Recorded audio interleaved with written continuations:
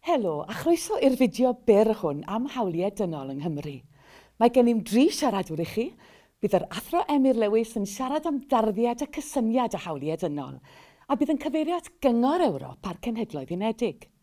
Bydd yn egluro statws cyfreithiol hawliau, gan edrych mewn manylder ar y ddeddf hawliau dynol a deddf Llywodraeth Cymru. Bydd yn cyfeirio at weithgarwch Llywodraeth Cymru ac yn rhoi rhai enghreifftiau o waith sy'n cael ei wneud i ddatblygu hawliau ymhellach yn ein gwlad. Bydd yr athro Simon Hoffman, arloeswr y dull gweithredu hawliau dynol, yn esbonio beth yn union yw dull o'r fath, a sut mae'n berthnasol i ddatblygiad polisïau a gwasanaethau gan y sector cyhoeddus. Bydd y cynghorydd Elliot King, aelod cabinet dros ddiwylliant hawliau dynol a chydraddoldeb Dinas a Sir Abertawe, a'r cynghorydd sy'n hyrwyddwr LGBT+, yn sôn am daith Abertawe i ddod yn ddinas hawliau dynol, a bydd yn siarad am y manteision y mae hyn wedi cynnig i'r ddinas. Ond cyn hynny gyd, rwy am sôn ychydig am gydraddoldeb yng Nghymru, oherwydd bod y ddau beth, cydraddoldeb a hawliau dynol, yn mynd law yn llaw, dydyn nhw ddim yn union yr un fath. Maen nhw'n aml yn cael ei defnyddio i olygu'r un peth, ond dydy hynny ddim yn hollol iawn. Mae'r ddeddf cydraddoldeb yn casglu'r cyfreithiau gwrth-wahaniaethu blaenorol ynghyd mewn un deddf. Mae'n amddiffyn pobl rhag dioddef gwahaniaethu, ac mae'n sicrhau cydraddoldeb a thegwch. Hawliau dynol yw'r hawliau sylfaenol sy'n perthyn i bob un person. Maen nhw'n perthyn i bob un ohonom ni, beth bynnag ein cefndir. Mae gan bob un ohonom hawliau dynol. Efallai y bydd llawer ohonoch sy'n gwylio'r fideo hwn yn gweithio mewn adrannau cydraddoldeb awdurdodau lleol, neu sefydliadau eraill yn y sector cyhoeddus. Ond faint ohonoch chi sydd hefyd yn gwybod eich bod yn gweithio i gyflawni ein hawliau dynol? Os yw hynny'n wir amdanoch chi, bydd y fideo hwn yn eich helpu. Mae deddfwriaeth cydraddoldeb yn ceisio diogelu hawliau dynol, dileu anghydraddoldebau a chreu Cymru deg a mwy cyfartal. Pan fo hawliau dynol yn cael eu tramgwyddo, mae hyn yn arwain at anghydraddoldeb. Mae Cymru'n unigryw gan fod gennym ni ddeddf llesiant Cenedlaethau'r Dyfodol Cymru 2015 sy'n ceisio gwella llesiant cymdeithasol, economaidd, amgylcheddol a diwylliannol Cymru. Mae'r ddeddf hon yn rhoi fframwaith i'r sector cyhoeddus weithio ynddo, gan sicrhau ein bod ni gyd yn gweithio tuag at set o ganlyniadau cyffredin, y 7 nod llesiant i Gymru. Mae'r nodau'n perthyn i'w gilydd ac yn cynnwys nod o'r enw Cymru fwy cyfartal. Yn ategu deddf llesiant Cenedlaethau'r Dyfodol a Cymru fwy cyfartal, mae amrywiol ddyletswyddau deddfwriaethol a llweddol eraill, sy'n ei gwneud yn ofynnol i gyrff cyhoeddus wneud penderfyniadau gwell, gan roi ystyriaeth i anghydraddoldebau canlyniadau. Mae'r rhain yn cynnwys y ddeddf cydraddoldeb a'r ddeddf hawliau dynol. Felly gadewch i ni ddechrau drwy ddysgu ychydig mwy am Gymru a deddf cydraddoldeb 2010.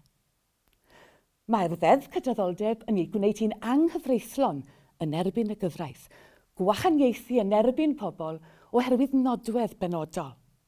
Mae'r rhain yn cael ei galw'n nodweddion gwarchodedig. Ac mae 9 nodwedd warchodedig, sef oedran, anabledd, ailbennu rhywedd, priodas a phartneriaeth sifil, beichiogrwydd a mamolaeth, hil, crefydd neu gred, rhyw a cyfeiriadau rhywiol. Ac yna mae dyletswydd cydraddoldeb y sector cyhoeddus. Mae hon i'w gweld yn adran 149 o ddeddf cydraddoldeb 2010 sy'n cyflwyno un ddyletswydd cydraddoldeb y sector cyhoeddus, neu ddyletswydd gyffredinol. Mae dyletswydd cydraddoldeb y sector cyhoeddus wedi'i chynllunio i helpu cyrff cyhoeddus a'r rhai sy'n cyflawni swyddogaeth cyhoeddus i gadw at y ddeddf cydraddoldeb. fel ei bod yn chwarae i'r rhan wrth gyfrannu at gymdeithas decach. Mae dyletswydd cydraddoldeb y sector cyhoeddus yn ei gwneud yn ofynnol i gyrff cyhoeddus ystyried sut mae ei polisïau a'i penderfyniadau yn effeithio ar y bobl a nodweddion gwarchodedig, mwyn sicrhau bod pawb yn gallu cael mynediad at wasanaeth neu gael cynlyniad cyfartal o bolisi neu benderfyniad. Rhaid i awdurdodau cyhoeddus a chyrff eraill sy'n cyflawni swyddogaethau cyhoeddus roi ystyriaeth briodol, hynny yw ystyriaeth gytbwys, i'r 3 nod canlynol wrth ddarparu gwasanaethau a llunio polisïau. 1. Dileu achosion o wahaniaethu, aflonyddu ac arledigaeth anghyfreithlon. 2. Hyrwyddo cyfle cyfartal rhwng pobl sy'n rhannu nodwedd warchodedig a'r rheini nad ydynt yn ei rhannu. 3. Meithrin cydberthnasau da rhwng pobl sy'n rhannu nodwedd warchodedig a phobl nad ydynt yn ei rhannu. I'ch atgoffa, mae'r nodweddion gwarchodedig yn cynnwys anabledd, ailbennu rhywedd, beichiogrwydd a mamolaeth, hil, crefydd neu gred, rhyw a chyfeiriadau rhywiol. Mae'r ddyletswydd i roi sylw dyledus, hynny yw sylw cytbwys, i'r angen i ddileu gwahaniaethu hefyd yn cynnwys priodas a partneriaeth sifil. Felly sut mae sefydliadau'r sector cyhoeddus yn dangos ei bod yn cydymffurfio? Yng Nghymru, mae dyletswyddau penodol o dan reoliadau Cymru 2011. Mae dyletswyddau penodol yn nodi gofynion statudol i gyrff cyhoeddus gan gynnwys Llywodraeth Cymru ei dilyn.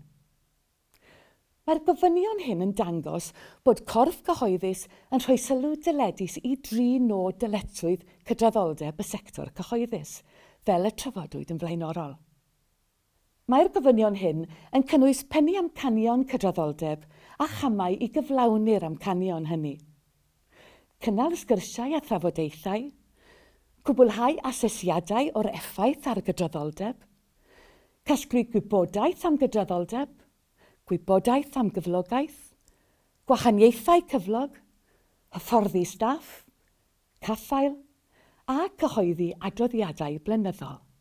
Ym mis Mawrth 2021, daeth Cymru fod yn yr ail wlad yn y Deyrnas Unedig i ddefyddu adran 1 o ddeddf cydraddoldeb, y ddyletswydd economaidd gymdeithasol. Mae'r ddyletswydd economaidd gymdeithasol yn ei gwneud yn ofynnol i 35 o gyrff cyhoeddus a restrir yng Nghymru gan gynnwys gweinidogion Llywodraeth Cymru, sicrhau bod ystyriaeth gytbwys yn cael ei rhoi i leihau anghydraddoldebau canlyniadau sy'n deillio o anfantais economaidd gymdeithasol wrth wneud penderfyniadau strategol. Gallai anghydraddoldebau canlyniadau o'r fath gynnwys cyflawniad addysgol, iechyd corfforol a meddyliol, y gallu i weithio a'r potensial i ennill cyflog, y gallu i fwynhau safon byw cyfforddus, y gallu i gymryd rhan a chael mynediad at wasanaethau. Bydd y ddyletswydd hon yn sicrhau bod cyrff cyhoeddus wrth wneud penderfyniadau strategol fel gosod bwriad ac amcanion strategol yn achub ar y cyfle i wneud penderfyniadau mewn ffordd sy'n lleihau anghydraddoldebau canlyniadau, gan wella'r canlyniadau yn y pen draw i'r rhai sy'n dioddef, neu sydd wedi dioddef, anfantais economaidd gymdeithasol. Felly, dyna gibolwg cyflym ar gydraddoldeb fel y gymain berthnasol yng Nghymru. Nawr, fe drown at yr athro Emyr Lewis a fydd yn egluro beth yw hawliau dynol. Yn dilyn erchylltera'r ail ryfel byd, fe flodeuodd y syniad y dylid cael set o gyfreithiau rhyngwladol a oedd yn ymddiffyn hawliau dynol sylfaenol ar draws y ddynoliaeth, gan arwain at ddwy ddogfen gyfreithiol ryngwladol allweddol. Yn y lle cyntaf, ym 1948, fe fabwysiadodd y Cenhedloedd Unedig y datganiad cyffredinol o hawliau dynol, ac wedyn, yn 1953, daeth Confensiwn Ewropeaidd ar Hawliau Dynol Cyngor Ewrop i rym. Nawr mae'r dogfennau yma yn cynnwys darpariaethau sydd wedi anelu at atal llywodraethau a rhai sydd mewn awdurdod rhag gwadu hawliau a rhyddidau penodol i bobl. Mae'r hawliau sylfaenol a warchodir yn cynnwys yr hawl i fywyd, rhyddid rhag artaith, rhag triniaeth anynol a diraddiol a rhag caethwasiaeth, hawl i fod yn rhydd ac i brawf teg o flaen llys, rhyddid mynegiant, rhyddid meddwl, rhyddid crefydd a rhyddid i ymgynnull, a'r hawl i fywyd preifat a theuluol, yn ogystal â gwahardd gwahaniaethu rhwng pobl o ran mwynhau yr hawliau yma.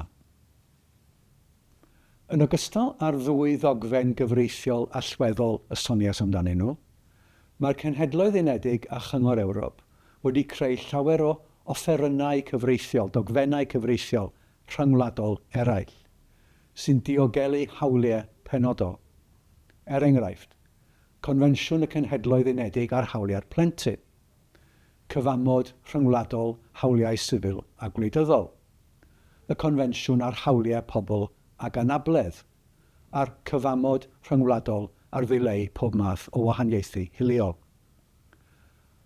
Ac wedyn o dan Gyngor Ewrop, mae'r Confensiwn ar weithredu yn erbyn masnachu mewn pobl, siarter ar gyfer ieithoedd rhanbarthol a lleiafrifol, Confensiwn ar atal a goresgyn trais yn erbyn menywod a thrais domestig, enghreifftiau yw'r rhain ymysg degau o ddogfennau.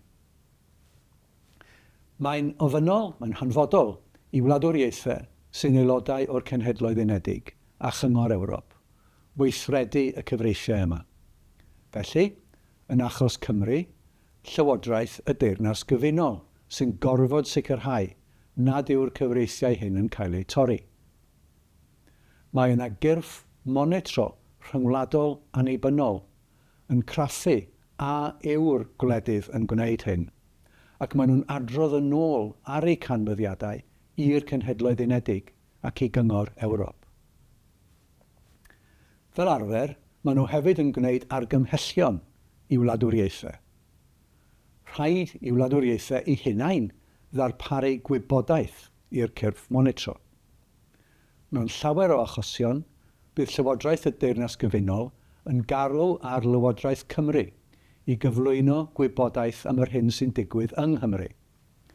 Felly, er enghraifft, mae adroddiad LHDTEC+ Llywodraeth Cymru wedi ei ganmol yn fawr gan Gyngor Ewrop, ac mae Pwyllgor y Cenhedloedd Unedig wedi canmol Cymru hefyd am y cynnydd a wnaed i roi Confensiwn y Cenhedloedd Unedig ar hawliau'r plentyn ar waith. Er enghraifft, drwy ddileu'r amddiffyniad cosbi rhesymol i gyhuddiad o daro plentyn. Pan fydd pobl yn siarad am hawliau dynol, mae nhw yn aml yn golygu'r cytundebau rhyngwladol yma dwi wedi disgrifio, sy'n cael ei gorfodi drwy osod dyletswydd ar wladwriaethau i adrodd ar beth maen nhw'n ei wneud, ynghyd â mecanwaith monitro annibynnol. Er bod rhain yn ffyrdd dilys a chydnabyddedig o sicrhau cydymffurfiaeth, dydyn nhw ddim yn rhoi iawn trwymedu i unigolyn y mae hawliau'n cael eu torri. Nawr, weithiau bydd y cyfreithiau rhyngwladol hyn yn cael ei adlewyrchu mewn cyfraith domestig, cyfraith y Deyrnas Gyfunol, neu Gymru. Felly, er enghraifft, mae mesur hawliau plant a phobl ifanc Cymru 2011 yn gosod dyletswydd ar weinidogion Cymru i roi sylw dyledus i Gonfensiwn y Cenhedloedd Unedig ar hawliau'r plentyn, wrth iddyn nhw gyflawni i swyddogaethau. Mae hyn yn golygu bod rhaid i weinidogion Cymru roi ystyriaeth gytbwys i'r materion dan sylw, a meddwl sut mae'r hyn yma nhw'n ei wneud yn berthnasol i hawliau a rhwymedigaethau y Confensiwn hwnnw. Os ydyn nhw'n nodi unrhyw effeithiau negyddol ar blant a phobl ifanc, rhaid i weinidogion ystyried a ellir cymryd unrhyw gamau i osgoi neu i lehau'r effaith honno. Ond dydy hynny hyd yn oed ddim yn rhoi rhwymed i, ddim yn rhoi iawn clir i unigolion. mwyn canfod hynny, mae angen i ni gymryd cam yn ôl ac edrych unwaith eto ar y Confensiwn Ewropeaidd ar Hawliau Dynol a daeth i rym yn 1953. Nawr, hyd at 1998, nid oedd unrhyw sicrwydd cadarn yng Nghymru nac yn wir yn y Deyrnas Gyfunol y gallech chi gael iawn pe bai eich hawliau sylfaenol dan y Confensiwn, sy'n cael ei galw'n hawliau'r Confensiwn, yn cael ei torri. Newidiodd hynny, neu o leiaf fe wellodd yn aruthrol, gyda 2 ddarn sylweddol o ddeddfwriaeth. Y mwyaf adnabyddus efallai yw Deddf Hawliau Dynol 1998, am wnaeth 2 brif beth. Yn gyntaf, fe nododd fod yn rhaid dehongli holl gyfreithiau y Deyrnas Gyfunol mewn ffordd sy'n gyson â hawliau'r Confensiwn, ond i bai bod hi'n amhosib gwneud hynny. Os ydy'n amhosib, mae unrhyw gyfraith sydd yn torri'r hawliau hynny yn ddi-rym, ond i bai i bod yn ddeddf gan Senedd y Deyrnas Gyfunol. Ond gall Llywodraeth y Deyrnas Gyfunol ddiwygio'r ddeddf mwyn gosod pethau'n iawn. Yn ail, mae'r Ddeddf Hawliau Dynol yn ei gwneud yn ofynol i bob llywodraeth ac awdurdod cyhoeddus arall yn y Deyrnas Gyfunol gydymffurfio â hawliau'r Confensiwn wrth arfer i swyddogaethau. Ac os nad ydyn nhw ddim yn gwneud hynny, gall unrhyw un sydd wedi dioddau, torri ar ei hawliau, gymryd camau yn y llysoedd mwyn atal hynny, neu hyd yn oed am iawndal. Felly, enghraifft, yn 2020, mewn achos a ddygwyd gan Mr Ed Bridges, gorchmynodd y llys apel i heddlu De Cymru roi'r gorau i ddefnyddio technoleg adnabod wynebau, oherwydd ei fod yn ymyrryd â hawl Mr Bridges i breifatrwydd. Y darn arall o ddeddfwriaeth yw Deddf Llywodraeth Cymru 1998, a osododd dyletswydd ar y cynulliad fel yr oedd bryd hynny i gydymffurfio â hawliau'r Confensiwn. Erbyn hyn, mae Deddf Llywodraeth Cymru 2006 yn gosod y ddyletswydd honno ar Lywodraeth Cymru, ond mae hefyd yn datgan yn benodol y bydd unrhyw ddeddf sy'n cael ei wneud gan y Senedd yn ddi-rym os nad yw'n gyson â hawliau'r Confensiwn. Felly gellir dadlau bod Dinasyddion Cymru, mewn theori o leiaf, yn cael ei hymddiffyn yn gryfach nag yn Lloegr rhag deddfau sy'n tresmasu ar hawliau a rhyddid sylfaenol. Mae llawer o oblygiadau hyn oll i'r rhai sy'n gweithio yn y sector gyhoeddus yng Nghymru. Ond efallai mae'r neges bwysicaf yw meddyliau unwaith, meddyliau ddwywaith, meddyliau hawliau dynol. Cofiwch, y gall torri hawliau'r Confensiwn arwain at gyfreithau sy'n arwain at gostau ychwanegol a niwed i'ch enw da. Efallai mae'r ail neges bwysicaf fodd bynnag yw peidiwch â chynhyrfu, ond bwriwch mlaen gyda gofal a phen clir. Dylid cofio y gellir cyfyngu ar rai o'r hawliau Confensiwn, ond dim ond mewn amgylchiadau lle mae hynny'n gymesur ac yn gwbl angenrheidiol. Felly, enghraifft, yn ystod y pandemig diweddar, cyfyngwyd ar yn hawl i ryddid i gymdeithasu yn hawl i gwrdd â phobl eraill o dan erthygl 11 o Gonfensiwn Ewropeaidd ar Hawliau Dynol. Doeddwn ni ddim yn cael gadael yn cartrefi na chymdeithasu ac eithrio o dan amodau llym. Gosodwyd yr rheolau yma gan reoliadau is-deddfau oedd wedi ei gwneud gan weinidogion Cymru. Fe wnaethon nhw hynny mwyn helpu atal Covid-19 rhag lledaenu. Os ydych yn poeni y gall bod yr hyn yr ydych yn ei wneud neu yn bwriadu ei wneud yn creu risg o dorri ar hawliau dynol, ceisiwch gyngor a chadwch gofnod gofalus o unrhyw benderfyniad mwyn dangos eich bod wedi adnabod y risg a sut yr ydych wedi ei reoli. Ac yn olaf, mae swyddfa uchel Gomisiynydd y Cenhedloedd Unedig dros hawliau dynol wedi pwysleisio rôl hanfodol awdurdodau lleol a rhanbarthol wrth sicrhau bod hawliau dynol yn cael eu parchu yn ymarferol o ddydd i ddydd. Cofiwch eich bod drwy wneud hynny felly yn y pen draw yn alluogwyr urddas dynol, tegwch a rhyddid rhag gormes. Diolch yn fawr. Diolch yn fawr i'r athro Emyr Lewis am y cyflwyniad hynna. A nesa, yr athro Simon Hoffman. Human rights provide fundamental guarantees to help ensure that everyone is able to live a dignified life. Our human rights are set out in a number of United Nations human rights documents. These list basic guarantees and entitlements. They include the right to life and protections against oppression, as well as the right to an adequate standard of living and rights to decent health and social care. There are also particular human rights to protect certain groups in society. These include children, women, disabled people, and racial minorities. The links on this slide will take you to a website where you can find information on human rights in the UK. The UK government is ultimately responsible for how human rights are given effect in the UK, but this is also the shared responsibility of government and public bodies here in Wales. To contribute toward the realisation of human rights, public bodies can adopt a human rights approach. This video provides an overview of what it means to adopt a human rights approach. There is no doubt that it can be very difficult for those working in the public sector to navigate the complexity of human rights implementation. There is a range of human rights which apply to different people. For example, the different groups that make up people with protected characteristics under the Equality Act 2010. And those rights need to be applied across the broad spectrum of public services. A human rights approach is a way of working with the complexity of human rights. It helps ensure that people's rights are at the very centre of policies and practices. In 2016, with support from the Children's Commissioner for Wales, we at Swansea University developed a principled and pragmatic human rights approach for use by public authorities in their work with children. You can find more information about this by following the link on this slide. The child focus working method we developed for the Commissioner is a variation of a more general human rights approach, which public authorities can adopt in other areas of their activities. It is based on 5 principles, which are firmly rooted in human rights. These are embedding rights, equality and non-discrimination, empowerment, participation, and accountability.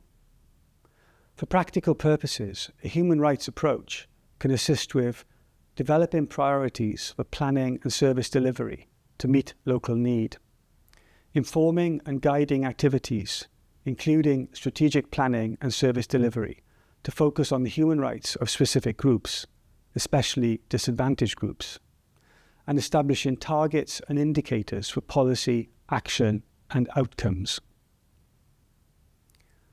The first principle of a human rights approach is embedding rights. This means that human rights should be treated as guiding objectives for policy and action.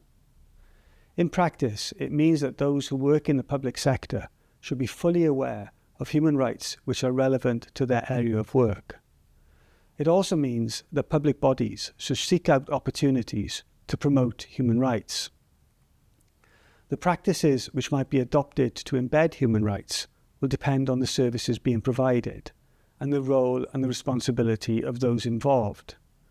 But the key steps might include making a commitment to human rights in all significant policy statements, identifying key individuals with responsibility to promote human rights, introducing processes such as human rights impact assessment to take account of human rights in policy development, and organising workforce training on human rights with the intensity of training appropriate to the role that a member of staff performs. The principle of equality and non-discrimination will be familiar to people working in the public sector. In the context of a human rights approach, it means ensuring that everyone has an equal opportunity to make the most of their lives, and that no one has to endure poor life chances because of discrimination. It is worth noting that this principle is entirely consistent with equalities duties which already apply to public bodies in Wales. So many mechanisms for putting the principle into practice are already required under equalities regulation. These include equality impact assessment and workforce training on equality and non-discrimination. Other key steps to promote this principle might include developing appropriate targets and programs which focus on the human rights of excluded and marginalised groups, and encouraging those working in service delivery to identify and report any discriminatory impacts of policy as part of monitoring implementation. The principle of participation means listening to people and taking their views meaningfully into account in planning and service delivery. It also means that everyone should be supported to express their opinion, provided this is consistent with other principles of human rights, including non-discrimination. And their views should be taken seriously when decisions or actions are taken that affect their lives directly or indirectly. It should also be clear how people's participation has influenced decision-making, with feedback always available. Some mechanisms which promote participation include establishing forums, including safe spaces, for participation and discussion with individuals and representative groups, and putting in place mechanisms to provide feedback on actions in response to any views received through participation. It is worth noting that the requirement to engage with communities in the preparation of local well-being plans provides an opportunity to promote the principle of participation as part of a human rights approach. Human rights should be seen as entitlements. They are not optional, which means that people need to be empowered so they are able to take advantage of their rights and to hold duty bearers to account. Some key steps to empower people might include providing training and information on human rights and how to use rights to influence policy, providing people with opportunities to act collectively, to develop ideas and proposals to influence decisions that affect their lives, providing accessible information on how to hold public bodies to account, and providing accessible information on independent advocacy services and legal advice. The accountability principle means public bodies should be accountable for decisions and actions which affect their lives. Accountability requires effective monitoring of human rights standards, as well as effective remedies where there is a failure to meet those standards. Key steps to achieve accountability might include carrying out human rights monitoring, including developing human rights indicators and reporting on performance against those indicators, providing accessible information on mechanisms for making complaints and for holding the authority to account, providing accessible information on how to access advice and advocacy services. And public bodies can also promote workforce accountability by ensuring that staff understand their responsibilities for human rights and by making this explicit in job descriptions and policies governing the conduct of staff. I have now covered all the principles of a human rights approach. I hope this video has provided helpful insights into what it means to adopt a human rights approach. For further information, you can follow the link on the slide to see how the City and County of Swansea has adopted a human rights approach to its work with people and communities. A diolch yn fawr i'r athro Simon Hoffman am y cyflwyniad yna. Nesa, y cynghorydd Elliot King o Gyngor Dinas a Sir Abertawe. Ond cyn hynny, ffilm fer i ni gael gweld beth yw'r gweithgarwch sy'n digwydd yn Dinas a Sir Abertawe. Swansea is a good host city and people are very good at heart because all the people I work with, my colleagues at SCVS, all very good, very accommodating and very friendly. The main positive things that I've seen here is the people, and they are always by you to help you.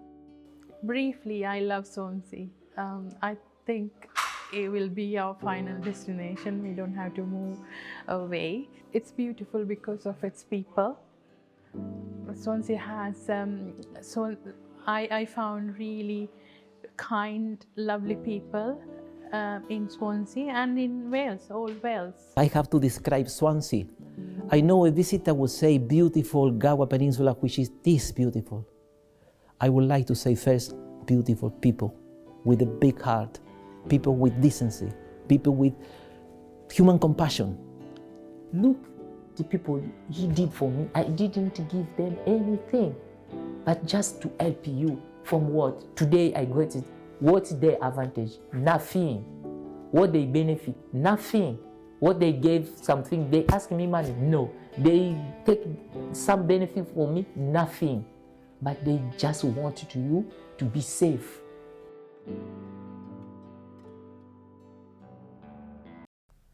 I am pleased to join you today as Swansea's Cabinet Member for Culture, Human Rights and Equalities to reflect on Swansea's journey toward becoming Wales's first human rights city and share with you how we have put our commitment into practice as a local authority.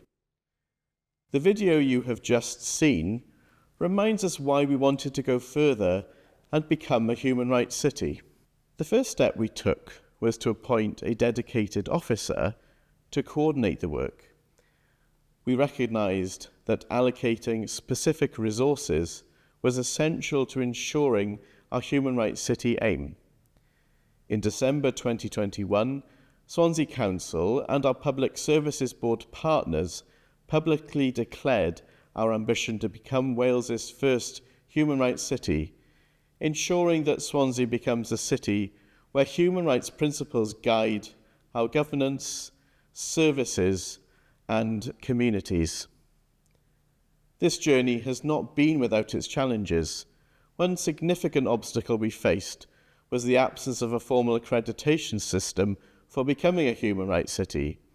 However, this lack of structure also gave us the freedom to learn from the experiences of other human rights cities and adapt their lessons to fit Swansea's unique context. Another challenge was ensuring effective partnership working. Such an ambitious goal requires collaboration across multiple sectors. We overcame this by working with the mechanisms and established partnerships within our Public Services Board, which provided a strong foundation for joint working and accountability. These challenges, while significant, have ultimately strengthened our commitment and approach, ensuring that our journey is tailored, inclusive, and sustainable. The commitment we have made is a true partnership between local public bodies, civil society, private sector, and other stakeholders to ensure international human rights standards are woven into the very fabric of our city. Together, we committed to a number of key goals. First, engaging our communities actively in realising their rights. Second, building on human rights and social justice work already underway across the city. Third, making human rights a core foundation of our service planning and delivery. And finally, recognising human rights as fundamental to our policies and actions. Swansea's journey towards becoming a human rights city did begin before 2021. We've made strides by signing the European Charter for the Safeguarding of Human Rights in the City. We've implemented UNICEF's Rights Respecting Schools programme, and we're recognised as a World Health Organization healthy city. We're also a city of sanctuary and have signed the Dublin Declaration of Age-Friendly Cities and Communities. Each of these achievements reflects our commitment to creating a community that respects, protects, and promotes human rights. A key part of becoming a human rights city has been listening to our residents. Working with Swansea University, we developed a survey to gauge public understanding of human rights and what they mean to our community. This survey was made public on our website.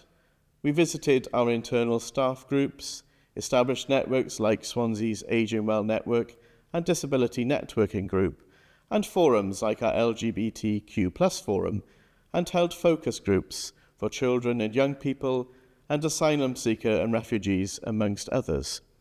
This engagement effort provided us with invaluable insights into the real concerns of Swansea residents, and it continues to inform our approach. Out of this engagement emerged our city's 5 core human rights priorities: tackling poverty, supporting vulnerable children and families, tackling discrimination, domestic abuse and violence, and raising human rights awareness. We moved swiftly to put words into action. our Human Rights City Steering Group launched a Rights in Your Pocket guide, distributed throughout Swansea, to help residents understand their rights under the Human Rights Act. This guide also shares Swansea's initiatives and points to where residents can access further support and information. Working with Swansea University, we developed a comprehensive guide for public bodies and organisations on how to embed a human rights approach in our decision-making process.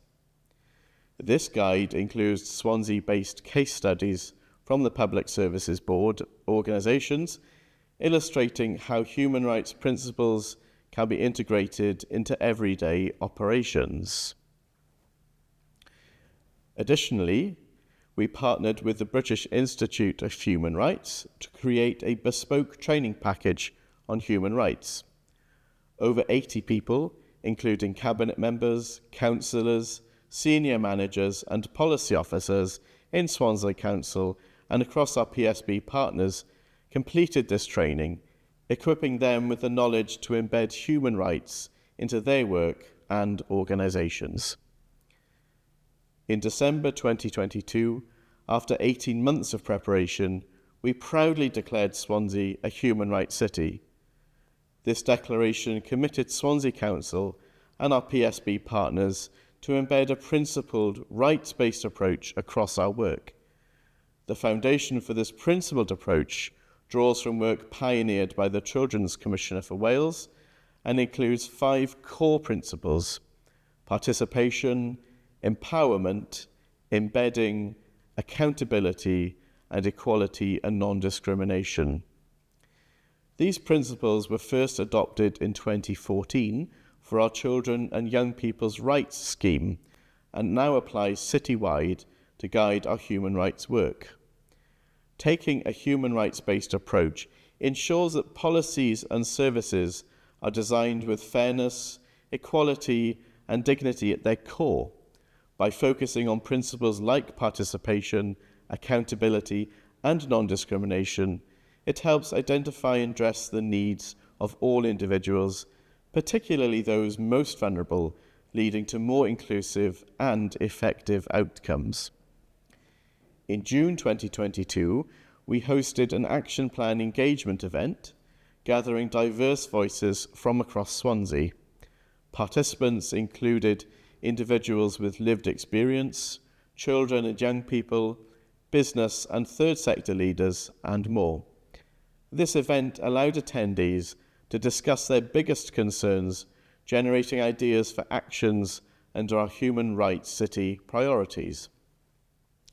Using these insights, Swansea Council and our PSB partners have been developing individual action plans to address these issues, aligned with their unique mandates and responsibilities, while also embedding a rights-based approach in their organisations. For us at Swansea Council, this involved combining our human rights commitments with our strategic equality plan, a move that has further solidified our commitment to human rights. This integrated approach took effect in April of this year, complete with an accompanying action plan. Not only was a human rights-based approach used to develop and monitor this plan, but each commitment within the plan has also been explicitly linked to a human rights-based approach. There are a number of actions within this plan which enhances our Human Rights City efforts. For example, creating a co-production policy. This has led to a number of new strategies and policies being developed in this way, putting our residents on an equal footing as decision makers. A notable milestone came in February 2024 when Swansea Council was invited to contribute to UNESCO's Human Rights Go Local publication series. This invitation culminated in an opportunity to serve as panellists in a global conference where we shared our experiences and insights on the theme of accountability in Human Rights Cities action plans. As we continue this journey, we are establishing a stakeholder panel that will serve as a constructive partner to our Human Rights City work. This panel will ensure that we remain accountable to our residents, responsive to their needs, and dedicated to creating a city where every individual can thrive with dignity and respect. Our journey as a human rights city is just beginning.